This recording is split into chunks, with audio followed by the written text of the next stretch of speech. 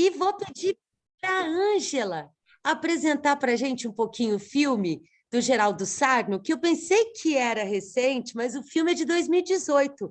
Ele morreu recentemente, né? E ela postou no grupo uma live muito legal, que demorou 4 horas, enfim, comentando não só o Sertânia, que é o filme que a gente vai ver hoje, mas o trabalho dele com a Caravana Farcas, que foi, enfim, eram documentários que tentavam explorar esse Brasil profundo, esse termo que as pessoas falam hoje, que eu não sei de quem é a autoria, né? Enfim, mas todo mundo fala, e eu entendo milhares de coisas disso, mas enfim, é o Brasil profundo, que é o sertão, é a cultura do samba, enfim. E o Geraldo Sarno participou fazendo Viramundo, que é um filme que eu quero muito passar aqui. Esse eu assisti no cinema, né? E aí o Sertânia, que é assim, a fotografia dele é maravilhosa. Eu assisti uma live ele tentando explicar a influência de Bergson e Nietzsche no filme, mas o povo cortava ele,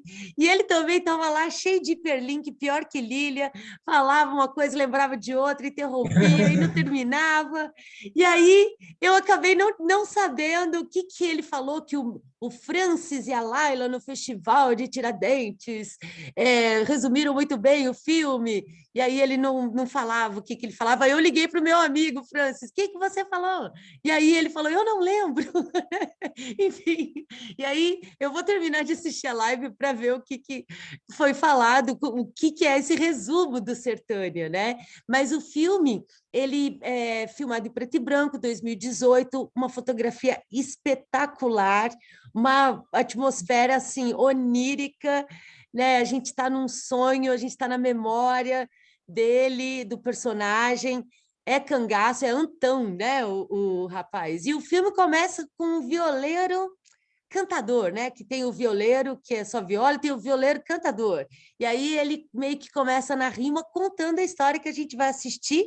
E a gente, isso é muito interessante da própria linguagem, né? E como ele estudou Deleuze e Bergson, então é muito filosófico o filme, até dos pontos de vista que a câmera assume.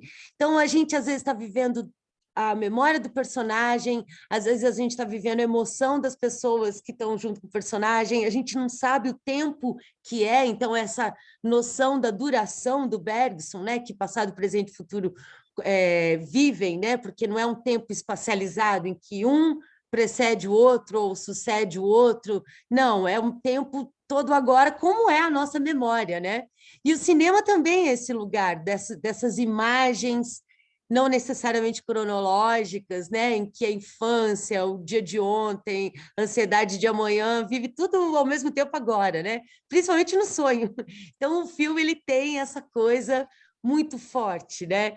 E aí eu vou pedir para a Ângela falar, para a Celina falar um pouquinho, porque as duas já assistiram e participaram da live, a live meio como uma homenagem, né, ao Geraldo Sarno, que morreu, né, recentemente, acho que 2 semanas. Então, Ângela, a palavra está com você.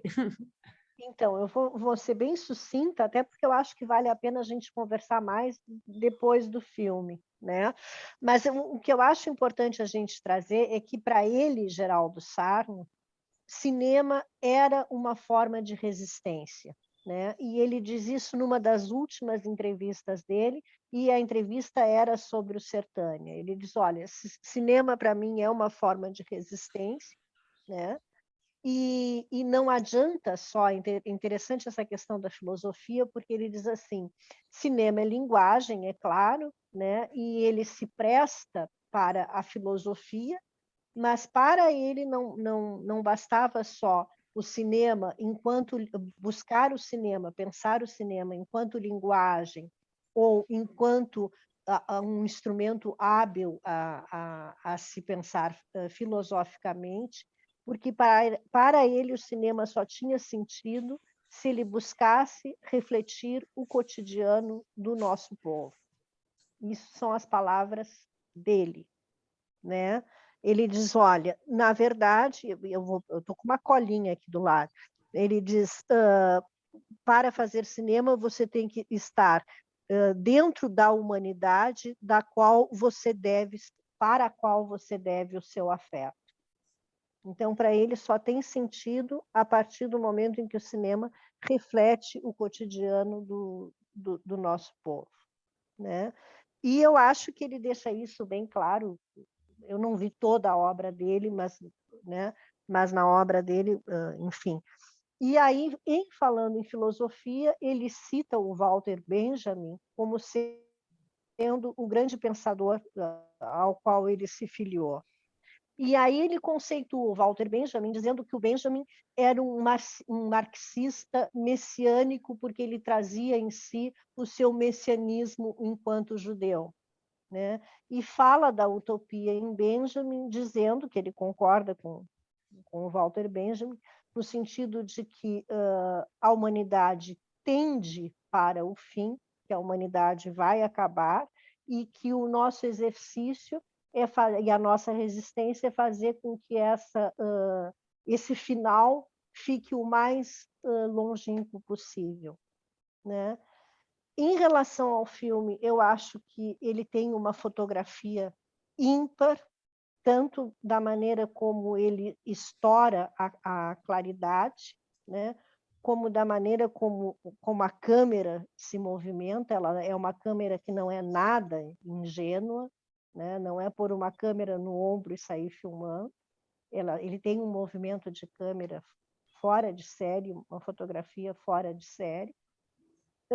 Ele, para mim, deixa claro que uma coisa é ser engajado e outra coisa é ser panfletário, porque ele não tem nada de panfletário no filme, né? E me chama a atenção a maneira como ele deixa para o final do filme situar o tempo e o espaço, por mais onírico que ele seja. No final, ele dá notícia clara de em que espaço ele está, em que tempo ele está, né? E aí ele traz realmente o filme para uma realidade presente. E tem duas passagens do filme que eu não quero dar spoiler, mas ele quebra por completo a quarta parede, também deixando claro, olha, estou fazendo um filme e essa é a minha maneira de pensar e de intervir na realidade, né? É só isso que eu queria comentar, assim. Que maravilha! Obrigada, brigadão! Ótimo, obrigada! Celina, quer comentar alguma coisa? Querida, estou chegando também aqui, mas acho que a Ângela deu uma síntese espetacular, excelente. E vou deixar para comentar após o filme, tá bom? Beleza. Eu também, eu fiquei pensando em várias coisas aqui, mas vou deixar também para o final. Beleza. Então, vou pausar aqui a gravação.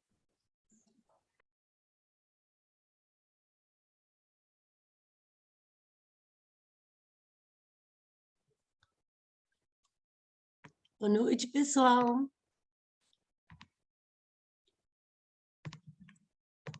Nossa, que filmaço, cara.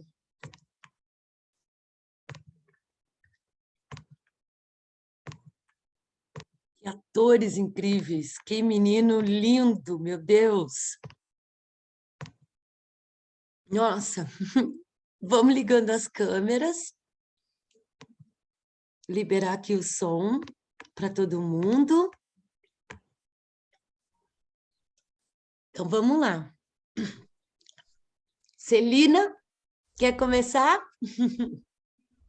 Bom, Lilian, eu acho que esse filme merece a gente falar não só do filme, mas para chegar no filme tem que falar do Geraldo Sarro, tá? E aí eu tenho que fazer primeiro uma grande abrir dizendo eu só conheci o Geraldo Sarno até ele morrer por Viramundo, né? Que é o primeiro Viramundo, é 1966 e é a questão do retirante que vai para. Eu não sei se é a minha câmera aqui, não, tá? Não. É a questão do retirante que vai para São Paulo, nos anos 60. O Geraldo Sarno é baiano, né, como nós já falamos, e ele começou a fazer esse filme em 2003. Esse filme teve 3 roteiros. Então, como ele mesmo falava, esse filme foi muito amadurecido. É assim como o final de uma obra, né? E ele tem muito a ver com toda essa filmografia dele, que une ação e documentário. Mas não é um documentário no sentido, o gênero documentário, mas é o que a gente chama do documental. Quer dizer, é uma maneira de filmar, por exemplo, a câmera, essa câmera solta, né, que a gente anda. E ele conta que toda a filmografia dele é baseada em duas inspirações, né? Quer dizer, por um lado, Eisenstein, que ele dizia assim, olha, os meus filmes, eu sei o filme inteiro na minha cabeça, eu tenho todos os planos, eu tenho quase que um storyboard mental, não é no papel, é na cabeça dele. Né? E, por outro lado, o que ele chamava Vertov, que é a absoluta improvisação. Pega a câmera, sai para o mundo e vamos filmar o que está acontecendo no mundo. Que aí é onde ele traz o improviso. Então, e esse filme mostra, assim, é característico, porque tema é o sertão. Todos eles falam do sertão, esse sertanejo. Mas ele fez algumas escolhas. Na semana do Dia Internacional da Mulher, chama. Não sei se ele fez uma escolha, por exemplo. Eu pedi para todo mundo desligar o áudio enquanto estiver falando aqui, a Celina. Beleza, obrigada. Pode falar, Celina, senão fica trocando a tela. Tem um elemento que, para mim, eu confesso que só notei depois de assistir o filme e pesquisando, que ele não usa o cangaceiro, ele usa o jagunço. E o jagunço tem um papel, quer dizer, Guimarães Rosa, né? Que traz para o hoje de uma forma absolutamente contundente, que são as relações políticas e sociais hoje. Não é só a milícia, que também é a milícia, mas as relações políticas de mando e violência e econômicas. Quer dizer, a troca ou é pela violência ou pelos resultados econômicos. E aí ele traz essa questão muito para o hoje numa história que você pode dizer, não, isso não é urbano. Essa história é urbana, sim. É do nosso dia a dia.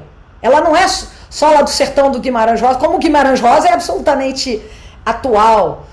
Então, eu acho que ele teve também um lado negativo, é que ele não tinha dinheiro para fazer esse filme antes, mas o lado positivo é que ele amadureceu o roteiro e as escolhas, que ele mesmo dizia, olha, esse filme é o meu filme síntese da minha obra, no sentido de todos os elementos.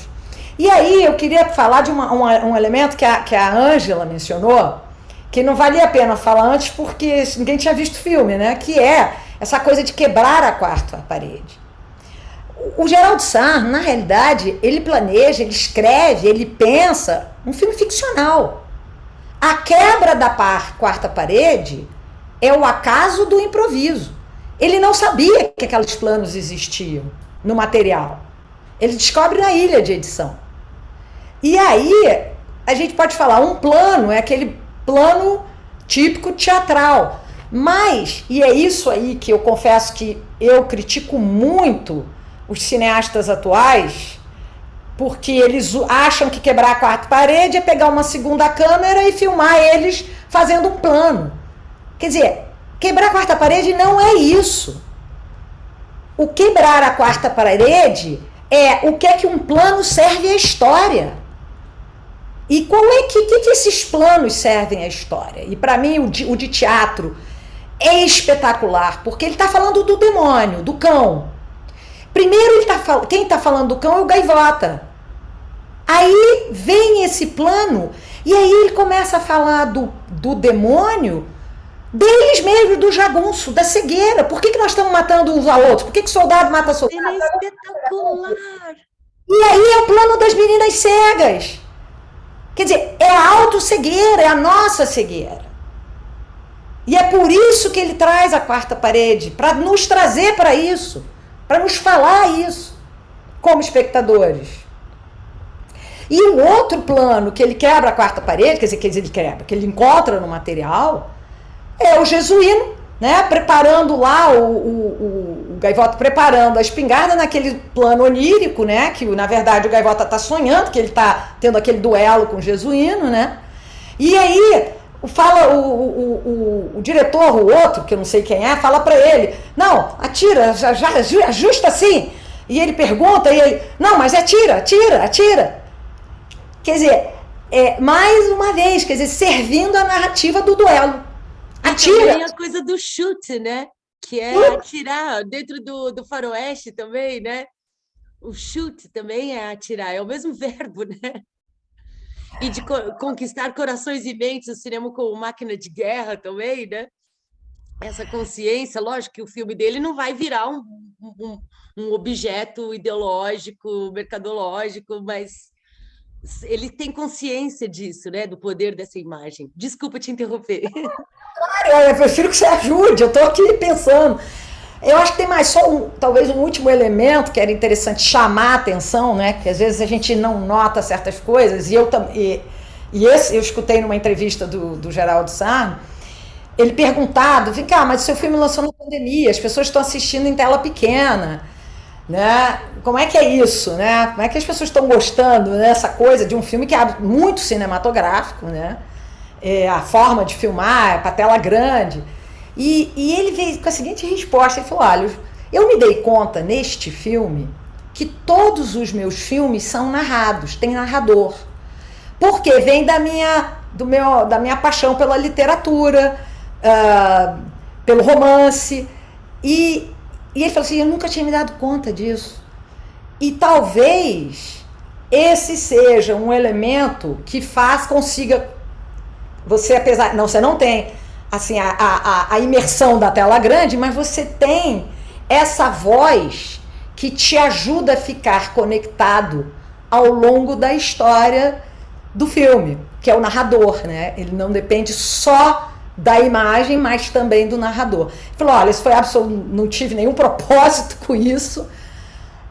É uma hipótese que eu acho que pode até ser uma hipótese interessante, né? E aí traz daquela ideia, né? Que filme documentário, está na história, que até a Lilian passou para nós, me lembro uma vez, falando dessa questão, né? Dos filmes documentário, a voz de Deus, que hoje se transformou em outras vozes, né? Mas que vem dessa ideia, né, de uma voz não referenciada como se fosse uma voz de Deus, não referenciada pela imagem direta. Claro que no filme tem um narrador, né? Bom, eu tenho outros pontos, mas eu acho que agora eu já falei demais, eu volto depois daí de ter uma rodada.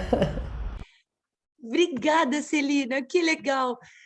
Vamos ouvir, então, a Ângela abrir para o pessoal que quiser comentar do filme, e depois você volta. Vamos falar mais. Ângela? Oi, boa noite, pessoal. Bom, eu concordo com tudo que a Celina disse, né? Eu acho que a câmera dele é extremamente bem pensada, né? No sentido assim de que aquela câmera, ele pensa onde é que ela vai estar, mesmo durante o improviso, né? Naquelas 3 horas e meia que foi a live em homenagem a ele no dia do aniversário, que ele faria aniversário, que foi, acho que, domingo passado, né? Algumas das pessoas que trabalharam com ele chegaram a comentar isso, que eles se olhavam e diziam assim, não, mas então é aqui que a câmera tem que estar, é aqui que a câmera tem que estar, né? O filme é lindo, né? O filme é completamente lindo. Essa questão da quebra da quarta parede, com certeza, quando ele coloca, ele faz de propósito para dizer estamos todos aqui nesse sonho realidade, nesse passado, presente e futuro, né? Me fez lembrar de um conceito do afrofuturismo, porque para o afrofuturismo não tem um tempo passado, um tempo presente, um tempo futuro. Todo o tempo acontece agora com a participação do passado e do futuro, né? E eu acho que lá no final do filme ele deixa isso claro. Ele diz, estamos em 2018 e estamos na Bahia, né? Ele dá notícias claras disso no final do filme. E eu anotei que os figurantes ali são as pessoas do povo do município de Brumado, Milagres e Itaquaraí. E a dança é feita pelos dançarinos da quadrilha de São João do Itaquaraí. E é interessante porque, na sequência, a gente vai ver o Evangelho segundo São Mateus, do Pasolini, e o Pasolini faz isso também, né? Ele filma as pessoas, assim, as figuras humanas, como o Sarno fez há pouco no Sertânia, né? Depois eu queria citar um pouco essa cena que a Ângela, só complementar uma ideia também. E eu acho que é isso, assim, o que me passa agora é essa questão mesmo, de como ele mantém o presente, o passado e o futuro juntos, como ele nos dá notícia clara quando ele usa a quebra da quarta parede de que estamos todos nessa realidade, né? E acho que a Celina foi muito feliz na observação dela de dizer, olha, e ele não é só uma história do Brasil profundo, né? O Sertânia está aqui na cidade conosco também, né? Por hora é isso, depois, se me der mais ideias, eu comento. Obrigada, Ângela, que legal. Não, é legal também pensar nisso, né? Eu tenho um problema com essa expressão, porque eu não encontro de quem ela é, e eu só encontro ela em artigos que ideologicamente têm a ver com o que eu penso, então eu não gosto de unanimidade, né? Mas e é sempre uma visão da câmera, uma visão do urbano, uma visão branca, pode até ser mulher, pode até ser enfim, mas ela é uma visão de quem pode contar a história ainda, né? Ou de quem tem esse lugar de contar a história. E nessa caravana Farcas, que o Geraldo Sarno teve a oportunidade de fazer o Viramundo e registrou o êxodo, né, dos nordestinos vindo para o Sudeste, para São Paulo, para participar da construção civil, e, enfim, fazer uma etnografia, né, porque ele também mostra religiosidade, cultura, né, mas aquele olhar assim de quem não faz parte dali, mesmo ele sendo baiano, né? Porque é uma forma de contar para o mundo aquilo que estava acontecendo. E aí, no Viramundo, que é ele retomando essa obra dele, muito legal a Celina contar isso também, a gente vê, e também pensando no Guimarães, né, o sertão é o mundo, né, não é só o Brasil profundo, né? O sertão é o mundo.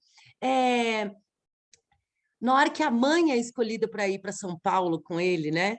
Aquilo é uma imagem da Ucrânia, aquilo é uma imagem E ele fala isso, Prússios, né? Tipo, a Prússia, em guerra com a Prússia, meu Deus, né? Ele fica falando essas coisas assim no filme, falando, gente, e o conceito de duração, né, do Bergson, que é o que a Ângela falou, são todos esses tempos presentes. E ele fala em Bergson também, porque o Bergson fazia questão de separar a ideia de espacializado e de tempo que a gente tem sucessivo, como numa regra, como se o tempo pudesse ser espacializado e a gente só movimentasse o tempo de um espaço para outro. Mas não, o tempo ele é agora tudo ao mesmo tempo. E aí a gente pode falar que a vida é memória, ou a vida é só passado, né? Mas a vida é memória. Então, tudo que a gente faz é memória, né? Até o sonho, até a previsão, até o que a gente tiver de imagem futura, né? Ou fazer um filme, né? Imaginar um filme, ele ter o filme pronto na cabeça, né? Ele está, enfim, cheio, ele está com o futuro na cabeça, né? Então, ele coloca todas essas interposições de tempo, né, que na montagem ela é espacial, né, mas a noção de tempo que a gente tem com o cinema é uma experiência que na vida a gente não tem, a gente tem no sonho, a gente tem na memória, a gente tem de uma forma inteligível, mas organizar e transmitir isso para as pessoas pelo cinema ainda é espacializado, porque você coloca essas imagens em locais, né? Então, a gente vê desde o começo ele morrendo e morrendo até o final do filme, né? Então, é uma volta. A gente cria, por causa das... Queria acrescentar uma... A ideia que a gente tem de tempo normal, né? Que a gente congrega de tempo, essa a ideia, né? A gente congrega essa ideia de tempo, assim como também a gente aprende a ver um filme, entende uma gramática, uma linguagem por assistir filmes, né? E aí vem essa coisa filosófica, inclusive metalinguagem, né? De metalinguagem do cinema. Era só isso que eu queria falar. Ângela, depois Celina e depois quem quiser falar. Tá, eu queria só fazer mais uma observação, porque ele começa o filme como se houvesse duas categorias distintas de pessoas ou de personagens, né? A cena inicial ele abre dizendo: tem os vaqueiros e tem os jagunços. E aí o filme vai num crescendo e ele trata da complexidade humana e mostra o jagunço com sentimentos de pura justiça, né? Ele diz reiteradamente: eles não são responsáveis por ser pobres, eles não são responsáveis por ser pobres, não os fome, né? não os mate porque eles são pobres, né? E aí no final ele mostra aquela polícia, que é uma polícia que quer tomar para si os pertences do suposto bandido, né? E que sequer faz um julgamento para decapitá-lo, porque no final do filme tem uma cabeça cortada ali, que é a cabeça dele cortada, né?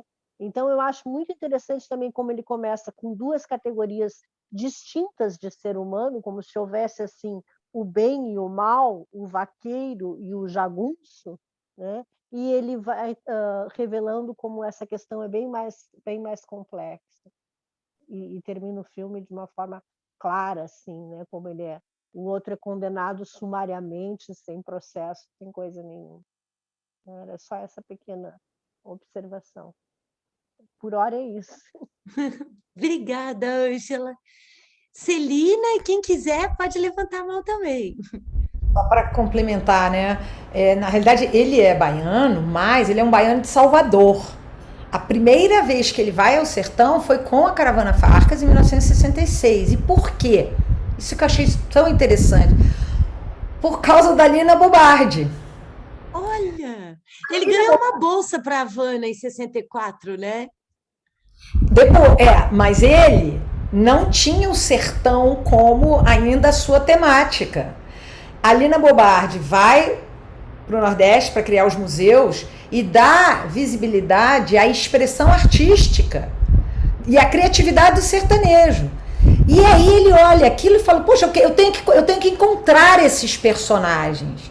Então ele se junta à Caravana Farcas na busca dos personagens. E ele mesmo diz: ali eu filmei praticamente todos os curtas que eu fiz sobre o sertão e comecei a ler tudo que eu podia sobre o sertão.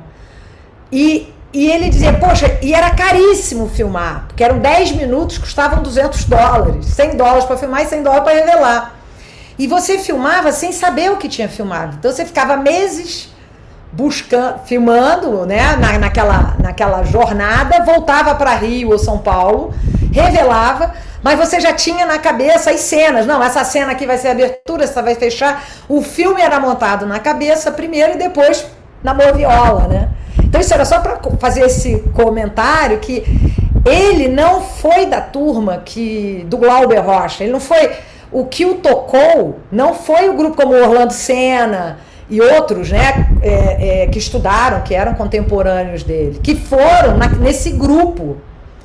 Ele diz que o que o tocou para a linguagem do cinema, porque ele era um leitor ávido, foi no dia em que caiu às mãos os 2 livros do Eisenstein, em espanhol, A Forma e o Sentido, né, do cinema. E ele leu aquilo e aí que ele se deu conta que existia uma coisa chamada linguagem do cinema. Porque até então ele via filme, aquela coisa, via filme de super-herói, né, da época, né? Do cowboy, mas ele nunca fez a conexão com esse desafio de uma linguagem. Foi aí que ele diz que ele saiu da linguagem da literatura, que era o que ele tinha interesse, para uma busca da linguagem do cinema. E por isso que toda entrevista dele ele fala de linguagem do cinema, que era a busca. Mas eu não queria falar nada disso, isso me veio agora à cabeça, porque eu queria, na realidade, comentar a cena que a Ângela falou, que é a cena em que ele está decapitado na praça. O roteiro acabava, na realidade, ali. Ele era decapitado e a cabeça dele estaria exposta em frente à igreja.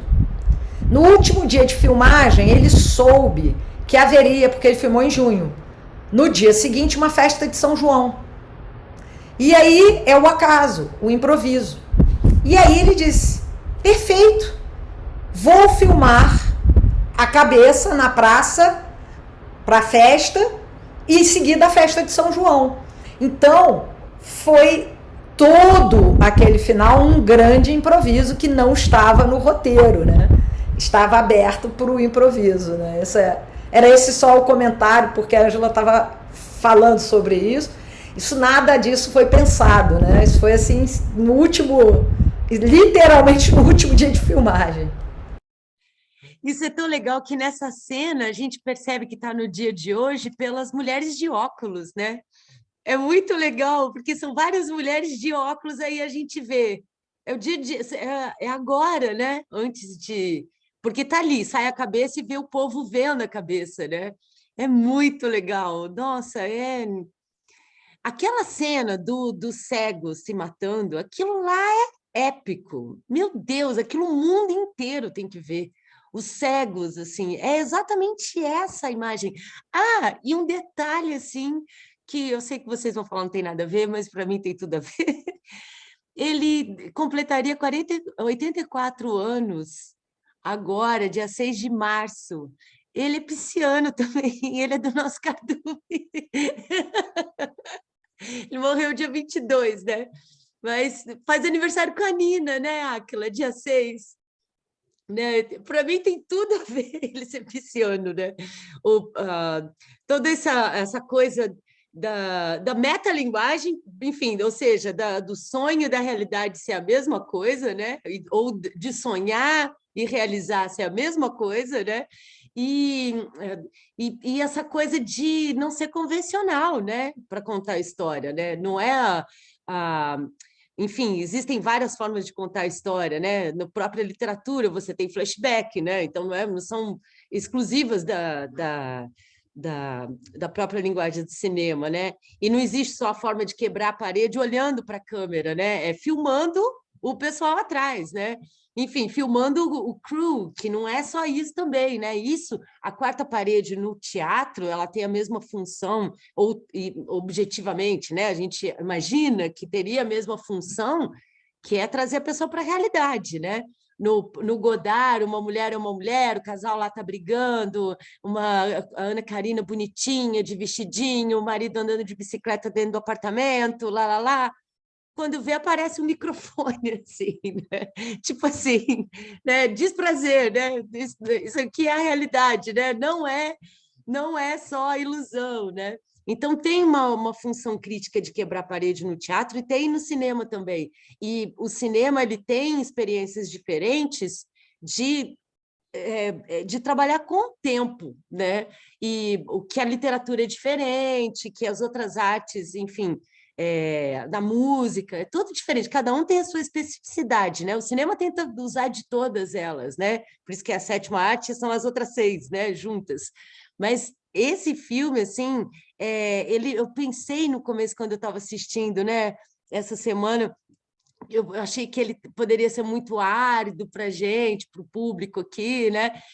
Ou muito experimental, e nada, né? Mesmo ele usando uma fórmula de jeito nenhum, completamente não convencional, que poderia ser muito do nosso cinema subdesenvolvido. Não, ele sabe muito bem a regra para errar a regra, ou não é errar a regra que cria o estilo, mas e nem é uma tentativa de autoria, de autorismo, não tem nada ali. É uma forma de se comunicar, né? E uma forma de trazer toda aquela obsessão da vida dele, né? Que foi esse registro do povo dele, do exílio, e que, cara, o mundo inteiro tem que ver isso, não é só a gente, né?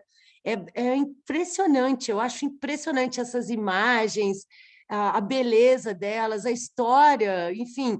Outra coisa interessante, o personagem que fez o, o Jagunço, que era o irmão do Neblina, esqueci, o capitão.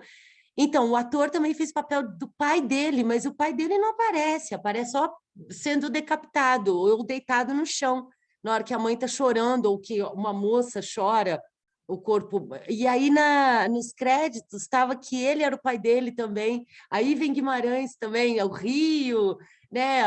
Tem várias referências ali, né? E aí, essa coisa do personagem, você vê isso só nos créditos. No filme, isso passa batido, assim, né? Mas essa coisa da tragédia também. Então, ao mesmo tempo que tem toda a coisa da cultura popular, de conhecer a gente é fruto de tudo que é híbrido. Meu Deus, falar de São Sebastião, eu fiquei pensando, será que no Nordeste São Sebastião é assim cultuado como no imaginário português, né? Fiquei assim, porque é outro mundo para mim, né? E eu conheço São Sebastião por Portugal, pelo cinema português, pela poesia portuguesa, né? E aí, nossa, na religiosidade deles, eles acreditam em São Sebastião, né? Mas, claro, também tem um contexto ali, né? E de república, né? Eles são lá os republicanos, né? E aí o mal é o republicano, né? Então, tipo, e aí quem está ali não é que quer ser monarquista, mas é contra esse outro governo que está vindo oprimir também, né? Então, é uma coisa muito louca, é muito louco, né? E eu vou parar de falar, eu quero que ouvir as pessoas falando, porque o impacto foi muito grande. Eu acho Átila, que quer falar? Não, eu Celina? quero ouvir. a Quero mão.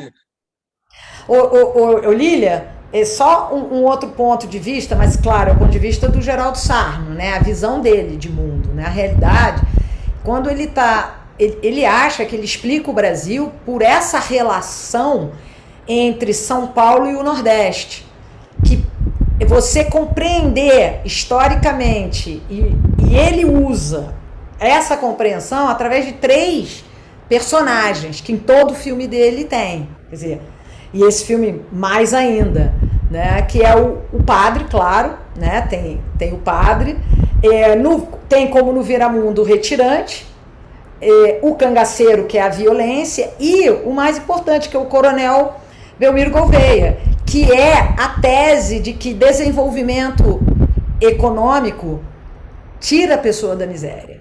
É um desenvolvimento cultural também, que era a crença. E se vocês entendem historicamente exatamente esse vai e vem do Brasil, dessas 2 regiões, é claro que ele até faz uma ressalva. Não, claro que tem a Amazônia, tem o Sul, tem o Pantanal, tem outro, mas em termos da nossa história, do que a gente construiu nas relações sociais e políticas, principalmente, tem muito a ver, porque inclusive no Coronel Belmiro você vê o povo está se desenvolvendo, está criando, e aí é tudo destruído pela política. Essa é a história, uma tragédia, mais uma tragédia. Tá?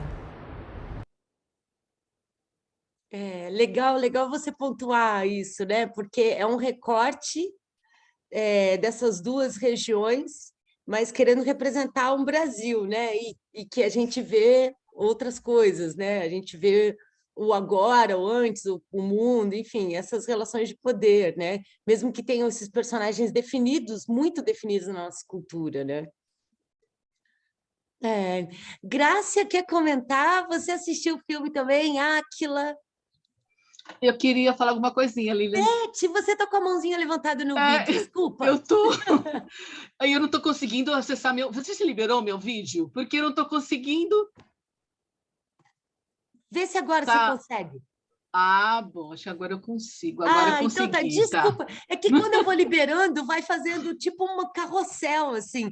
Então eu vou liberando 2 vezes, às vezes, a mesma pessoa. Enfim, desculpa. Não.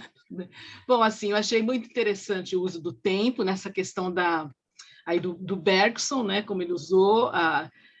Não sou uma expert em a cinematografia, mas muito interessante, né? Como ele foi tratado. E do pai, o pai também eu estava esperando que aparecesse, mas aí não apareceu. Aí ficou meio tudo muito assim, né? Eu pensei que fosse mais. Agora, no fim, aparece a música do fim. Não sei se eu estou delirando, mas acho que não, porque o máximo que eu tomei hoje foi um sorvete. Que parecia a música daquele 2001, Odisseia do Espaço. Exatamente! Então tá tão ruim. Tem como tema, mas ele foi esticado justamente nessa coisa de direitos autorais, que tem 2 ou 3 segundos, e aí então ele consegue esticar. Não sei se são as notas, né? Mas em princípio é isso, né? São as notas, você não pode usar mais de. Tem lá uma palhaçada lá que não é nem os artistas que brigam com isso, é tudo briga de, enfim, direitos autorais, de direitos autorais, empresas, majors, né? Que eu nem sei como que funciona isso hoje. Mas o próprio YouTube, né? Quando você tem mais de 3 segundos, ele censura seu filme, tira, né? Então, eu acho tem isso muito limite, legal. E ele estica, né? Eu não cheguei a ver quem foi o compositor, enfim, da trilha, do filme, mas lembra muito, e eu também acho que não foi à toa, acho que foi, tipo... Foi proposital, uma coisa a se pensar, né? Porque, por exemplo, essa coisa do pai ser o mesmo ator nos créditos, então, se a gente assistir de novo, a gente pode ver no delírio dele, às vezes, não o companheiro, mas o pai dele vindo falar com ele, né? Então, tipo, já traz outra narrativa, já traz outra coisa, né? Ele é aberto para muitas leituras, assim. E é bom, acho que é basicamente isso. Eu acho bem interessante, acho que tem que ser visto mais uma vez. Tomara que venha para o cinema, né, para a telona. E gostei, achei bem legal. Obrigada, Beth. Graça e a Áquila querem falar? Só mais uma coisinha, Lilian. Só uma coisinha. Eu não ouvi. Onde é que eles falaram sobre o sebastianismo? Eu não me lembro, porque, nossa, isso daí... Eu falar nas rezas deles? Eu não me lembro, não. Você falou que eles falaram sobre São Sebastião? Mas foi no começo, quando ele estava sozinho andando, parecia até meio Medeia, assim, né? Enfim, numa cena que não chegou a passar, não. Mas a gente vai reprisar, semana que vem a gente vai assistir inteiro. Posso falar sobre isso? Me metendo? Não, então é porque eu não vi. É sobre o sebastianismo mesmo. Ariano falava muito nisso, está na Pedra do Reino.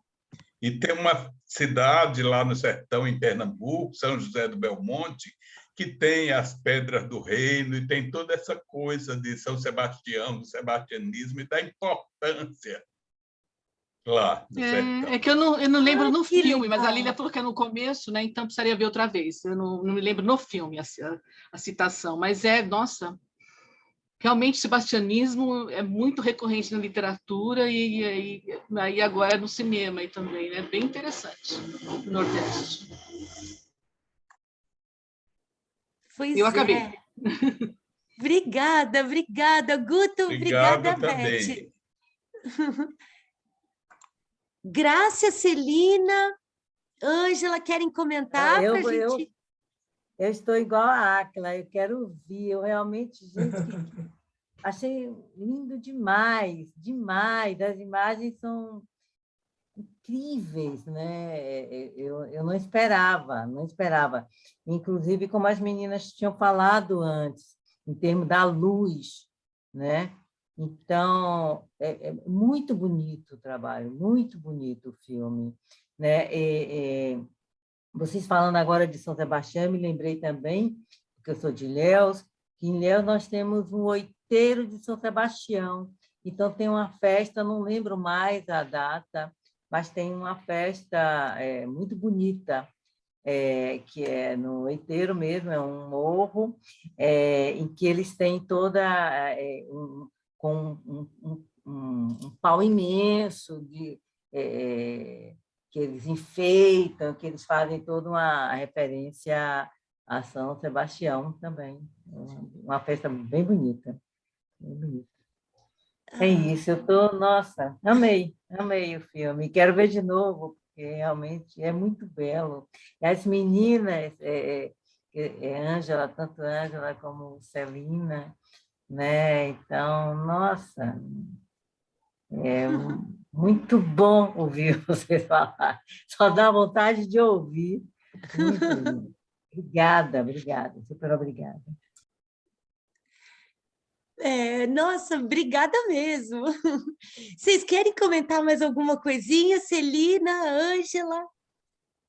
Eu vou só comentar a música, porque eu anotei aqui é Lindenberg Cardoso, o músico, e ele usa 2 CDs, CD Bahia Singular e Plural e CD Memória. E a maioria das músicas estão nesse CD Memória, e aí chama assim, Requiem para as Lavadeiras, Requiem para o Sol, Choro, Procissão das Carpideiras e Suíte em Dó e Influência. Eu anotei, inclusive, porque não conheço esse compositor e também não conheço esses CDs, anotei justamente para procurar, assim, né?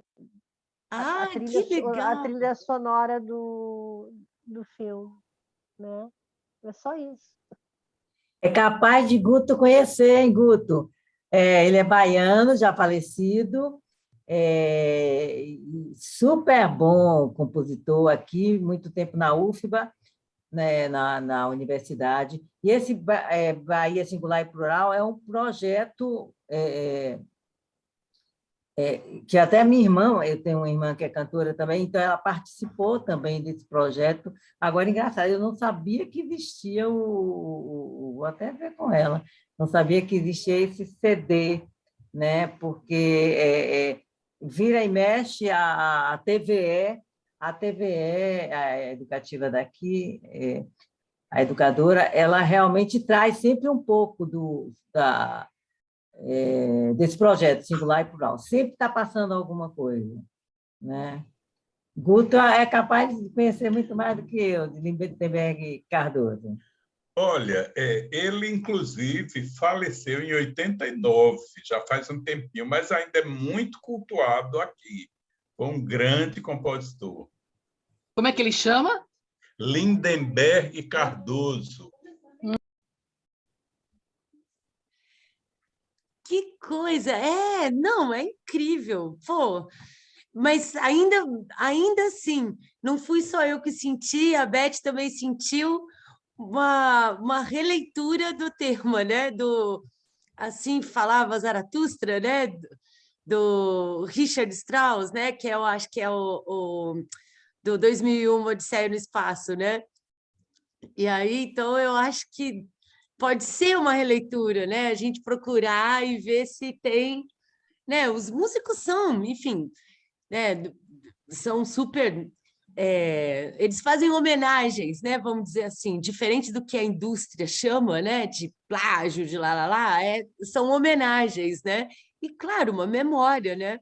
O assovio está aí, né? Para todo mundo assoviar, né? Então, né? Todo mundo pode assoviar sem precisar, enfim, pagar direito autoral, né? Sim, e pode, 2001 pode é criar icônico, né? ou, enfim, né? Assoviar alguma coisa que você já conheça. Exatamente. É icônico o 2001. Então, eu acho que tem possibilidades, eu acho. Só um último comentário, então, Lília, que o Geraldo Sarno, ele conta que esse filme demorou tanto tempo, né, para ele chegar no roteiro, né, quer dizer, no roteiro não, ele tinha roteiro em 2003, depois 2006, depois 2010, registrados na Biblioteca Nacional, mas que as cenas foram fruto de um caderninho que ele acordava, ele sonhava, ele anotava e desenhava como é que ia ser a posição de câmera, como é que ele ia montar aquela cena, e que todas as cenas de sonho, ele efetivamente sonhou. Que eu achei, assim, uma anedota, mas super curioso, né? Como ele, na realidade, ele olhava efetivamente a realidade seja dele, seja do Brasil, pelo cinema. Então ele traz a realidade para dentro do cinema, né? Até mesmo dessa forma, né? De brindar com o sonho do Geraldo. Poxa, nossa, eu nem sei como agradecer a vocês duas. Primeiro pela sugestão, depois pelos comentários, por dividir, por compartilhar com a gente tudo que vocês conheceram do trabalho deles, e como realizadoras também, né? Então, é muito legal. E eu estava falando isso com esse amigo Francis, né, que também é apaixonado no Geraldo Sarno. Ele tem um texto muito bonito do Viramundo. Eu assisti com ele, acho que em 2001, 2002, enfim. E ele pedi, né, uma crítica desse filme. Não tem crítica desse filme, tem um comentário no Festival de Tiradentes, né?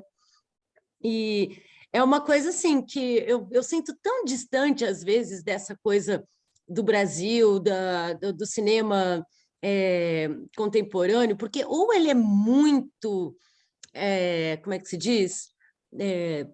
Árido, ou ele conversa muito com uma estética ou francesa, ou asiática, ou, enfim, uma coisa assim de arrobas, né?